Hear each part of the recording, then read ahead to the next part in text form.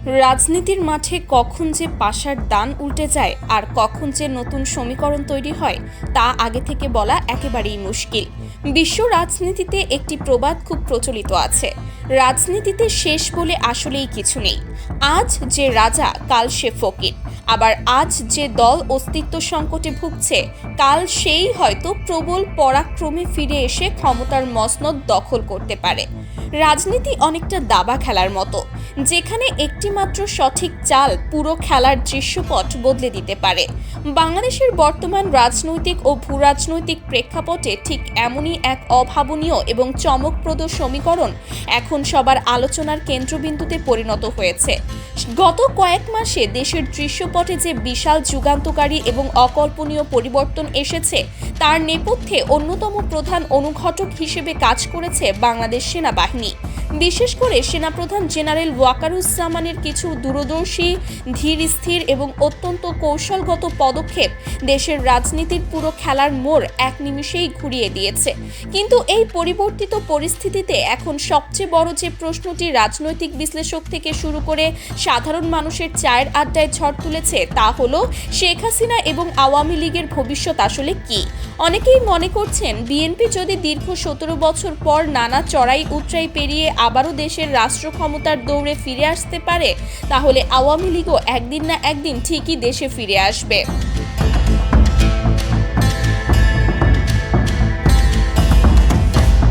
ইতিহাসের পাতা এবং বর্তমানের ভূ রাজনৈতিক সমীকরণ আসলে কি ইঙ্গিত দিচ্ছে?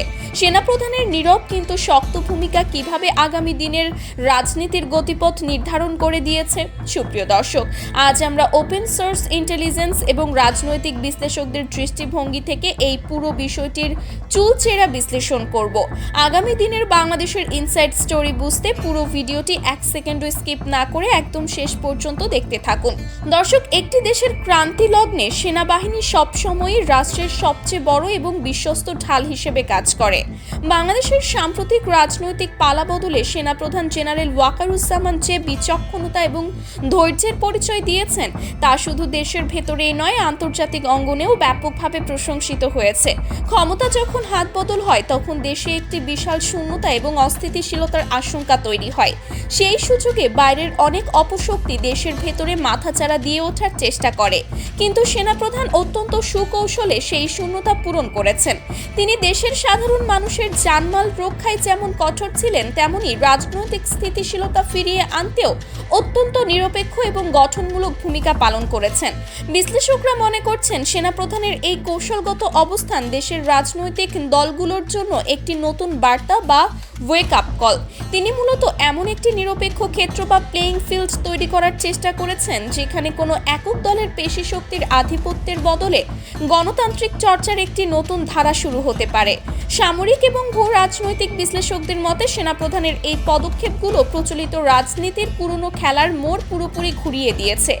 এখন আর পেশি শক্তি প্রভাব বিস্তার বা পুরনো কৌশল দিয়ে ক্ষমতায় টিকে থাকা বা ফিরে আসার সুযোগ নেই, বরং জনগণের প্রকৃত আস্থা অর্জনই হবে ক্ষমতার মসনদে বসার একমাত্র চাবিকাঠি। ঠিক এই প্রেক্ষাপটেই সামনে আসছে বাংলাদেশের দুই প্রধান রাজনৈতিক দলের প্রসঙ্গ। দর্শক, একটু পেছনের দিকে তাকালে আমরা দেখতে পাই বিএনপি দীর্ঘ 17 বছর ধরে ক্ষমতার বাইরে ছিল। একটি দলের জন্য 17 বছর ক্ষমতার বাইরে থাকা মানে একটি পুরো প্রজন্মের গ্যাপ তৈরি হওয়া। এই দীর্ঘ সময়ে দলটিকে অসংখ্য কাঠখড় পোড়াতে হয়েছে, হাজারো আইনি জটিলতা আর অনেক চড়াই উতরাই পার হতে হয়েছে। শীর্ষ নেতৃত্ব থেকে শুরু করে তৃণমূল পর্যায়ের নেতাকর্মীরা দিনের পর দিন চরম প্রতিকূলতার মধ্য দিয়ে গেছেন। অনেকেই একসময় ভেবেছিলেন বিএনপি হয়তো রাজনীতির মাঠ থেকে চিরতরে হারিয়ে যাবে, তাদের আর কখনো ঘুরে দাঁড়ানোর মতো সাংগঠনিক শক্তি অবশিষ্ট নেই। কিন্তু রাজনীতি সবসময়ই চমক দিতে ভালোবাসে।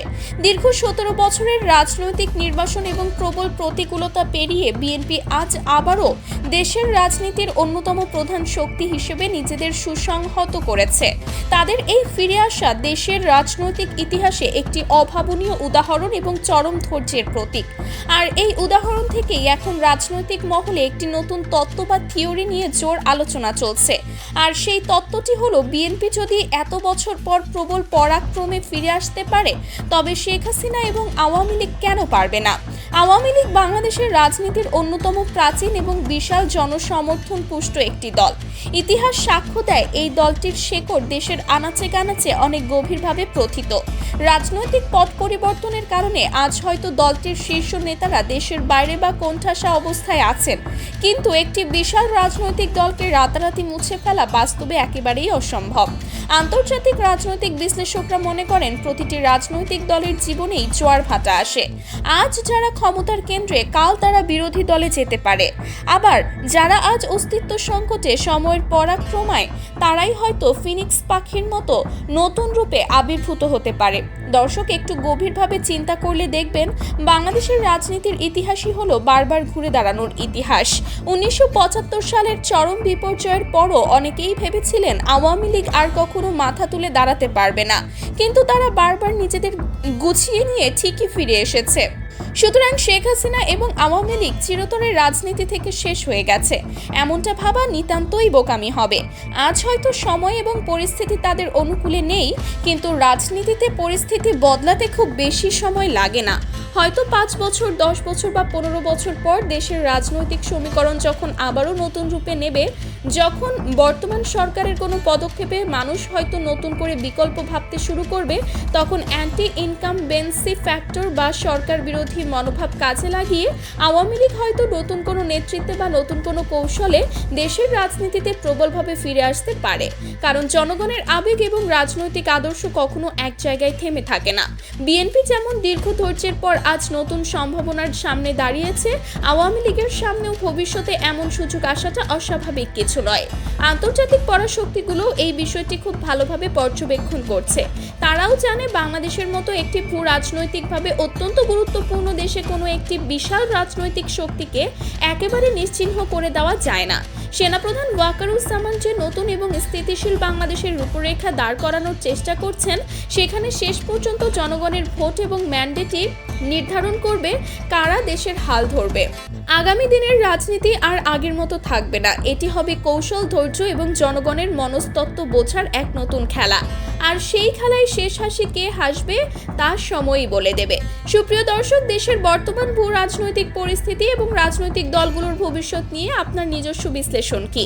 আপনি কি মনে করেন যে বিএনপির মতো আওয়ামী লীগও একদিন দীর্ঘ এবং কৌশলের মাধ্যমে দেশের রাজনীতিতে তাদের হারানো অবস্থান ফিরে পাবে? সেনাপ্রধানের সাম্প্রতিক কৌশলগত ভূমিকা আগামী দিনের রাজনীতিতে কতটা প্রভাব ফেলবে বলে আপনি মনে করেন? আপনার অত্যন্ত মূল্যবান এবং বিশ্লেষণধর্মী মতামত আমাদের কমেন্ট বক্সে বিস্তারিত লিখে জানান। আমাদের চারপাশের এমন সব এক্সক্লুসিভ, চাঞ্চল্যকর এবং ভূ রাজনৈতিক খবরের ইনসাইড স্টোরি সবার আগে পেতে চ্যানেলটি এখনই সাবস্ক্রাইব করুন এবং বেল আইকনটি চেপে রাখুন। ভিডিওটি ভালো লাগলে অবশ্যই একটি লাইক দিন এবং বেশি বেশি শেয়ার করে দিন। আজ এ পর্যন্তই। ভালো থাকবেন, সর্বদা সত্যের সাথে থাকবেন। আল্লাহ হাফেজ।